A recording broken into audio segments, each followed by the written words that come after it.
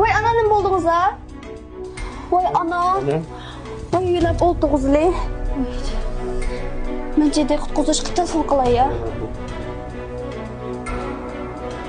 Vay, jiddiy qutqazishma. Ana men jiddiy qutqazishga telefon qildim. Biz asta pastga tushirlik. Meni uyimga olib qo'yinglar bolalarım. Ukamga telefon qilib, darhol uyga qaytib kelsin. Ana boshqa gapni qo'yib olsin doktorxonaga olib berlar. Yani şu konu kislim kozgulup qalğan çağı balam, doktorxonada yetib davolanmasam bo'lmaguday.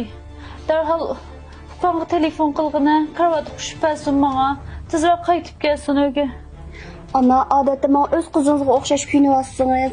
Men sizni doktorxonada yaxshi boqolmasmanmi? Sizga ishonmaganim emas balam. Navoda men doktorxonada uzoqroq yetib qolsam, ishqimni charchab ketisizlar. İki oğlum bo'lgandan keyin navbatlashib baqsa, taljiqib qolmaysizlar. Ana ukam shundan nerede ishlayotgan tursa, unga telefon qilib qaytib kel desang, u jiddiyleşib bir chiqib qolmasmi?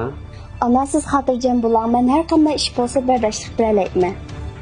Ha ma'qul balam. Endi siz sizlarni jafoda qo'ydigan bo'ldim. Har holda ukamga telefon berib, anam kasallab qoldi, anamni doktorxonaga apmandiq deb qo'yinglar. Mening doktorxonada yetib qolganligimni ukamim bilib qolsin balam. Ha ma'qul ana. Ana mashinama kip bo'libdi. Asta pastga tushirlik. Ma'lumsa.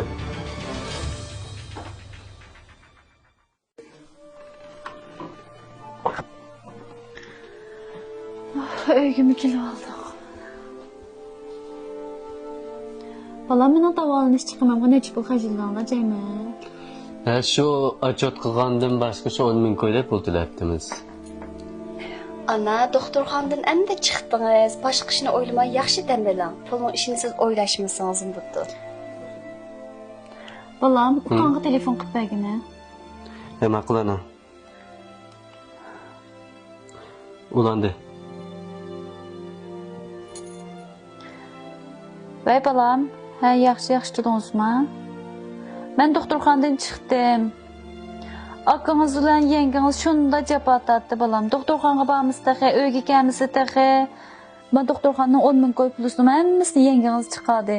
Darhol yengingizga 5 ming qo'y yo'llab bering balam. Hozirlam yo'llab bering, ha. Xo'sh. Ana, sizning nima ish qilganingiz bu? Bunchalik pulni biz chiqara oladigan tursak. Ayonda qilsa qanday o'ta? Ukam nima olsa bizga qo'shib oldi. Bir oylik shildirib turib, bunday inchik hisob qilishsa qanday bo'ta ana?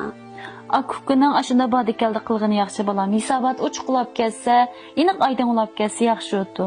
Sizlar pulni chiqarib, hammani shunda baqsanglar, bu adil bo'lmas. Ikki o'g'lim tang chiqarsa, andan keyin yaxshi o'tdi balam. Voy, ukam 10 ming qo'y pul etibdi ya. Voy, gapini anglab baqlar balam.